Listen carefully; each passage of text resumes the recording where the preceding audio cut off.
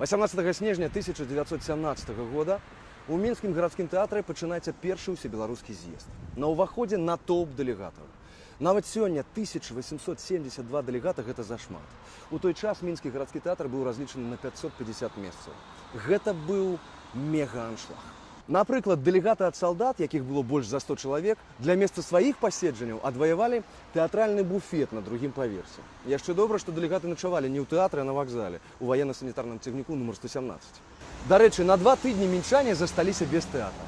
І што вы думаеце? Гаражане заявілі аб сваім праве на культурны адпачынак. Вайна, немцы наступаюць на горад. Вырашаецца лёс незалежнасці, а мінчане не могуць без купалаўскай паўлінкі і спектакля «У зімні вечар» Элізы Ажэшка.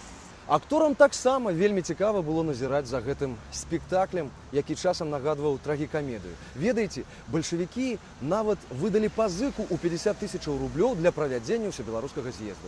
Яны думалі, што ўсё пад іх кантролем, але нешта пайшло не так. У ноч з 30 на 31 снежня пачынаецца выніковае галасаванне.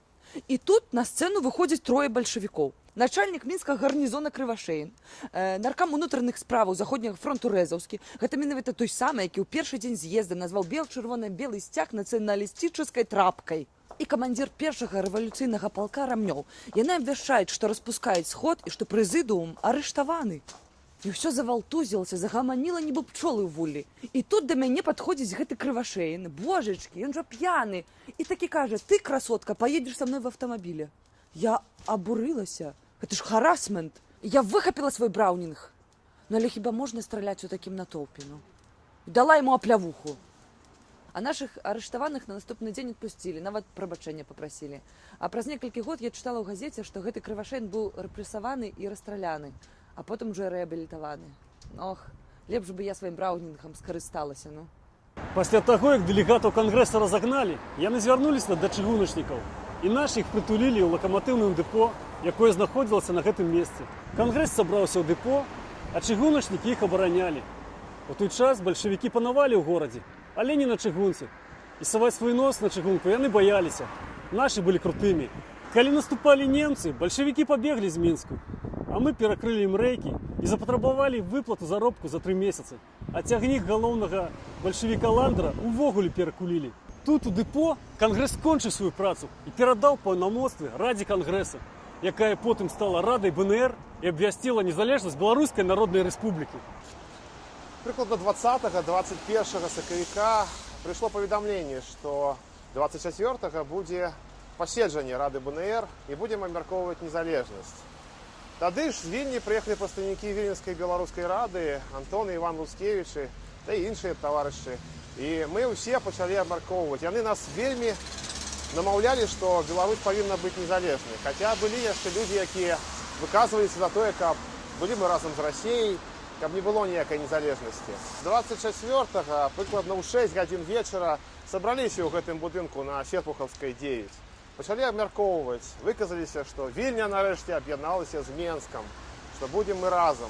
Але ўсё роўна вельмі жывава абмяркоўвалі, вельмі моцная была дыскусія. Некаторыя выступалі за тое, каб працягвалі мы быць разам з дэмакратычнай Расіяй. Былі гэта прадстаўнікі земстваў і бундаўцы. Прыкладна о 6-й прынялі дэкларацыю. Рэзалюцыя гучала адназначна. Беларусь павінна быць незалежнай. Тады ж, здаецца, Луцкевіч прамовіў: новае святло з'явілася на Беларусі. І сапраўды праз акно з'явіліся першыя промені вясновага, яшчэ не цёплага сонейка. Прыкладна 12-й зноў сабраліся і крок па кроку кожны пункт пачалі абмяркоўваць трэцюю ўстаўную грамату, рэзалюцыю і кожны пункт трэцяй ўстаўной граматы. Урэшце рэшт прынялі трэцюю ўстаўную грамату, 10 а 15-й. Я падышоў да акна на 3-м паверсе, адчыніў яго і ўбачыў дзяцей здесь, на гэтай вуліцы. Яны бегалі, крычалі, смяяліся, а адна дзяўчынка паказвала на сцяну. Я паглядзеў, а гэта сцяг наш, бел-чырвона-белы сцяг. Тады я зразумеў, што Беларусь будзе незалежнай сёння ці заўтра, а мы 25 сакавіка 18 года зрабілі першы крок да нашай незалежнасці. На гэтым месцы калісьці стаяла друкарня Грынблата. Менавіта ў ёй былі выдадзеныя усе 3 устаўныя граматы БНР. Было прынята прынцыповае рашэнне выдаваць гэтыя граматы на беларускай мове. Калі пачалі набіраць тэкст, нечакана высветлілася, што не стае літары А. Прычынай было тое, што гэтая друкарня арыентавалася на выданне літаратуры на расійскай мове. Пачынаючы ад 7-го пункта, наборшчык пачаў ужываць капітэль. Але неўзабаве скончылася і капітэль. І ўжо рэшта тэксту было набранае шрыфтам большага памеру. Што да і з кропачкай у нескладовага іё, то на гэта ўжо проста не зважалі. Для друкарні Грынблата гэта было навукай.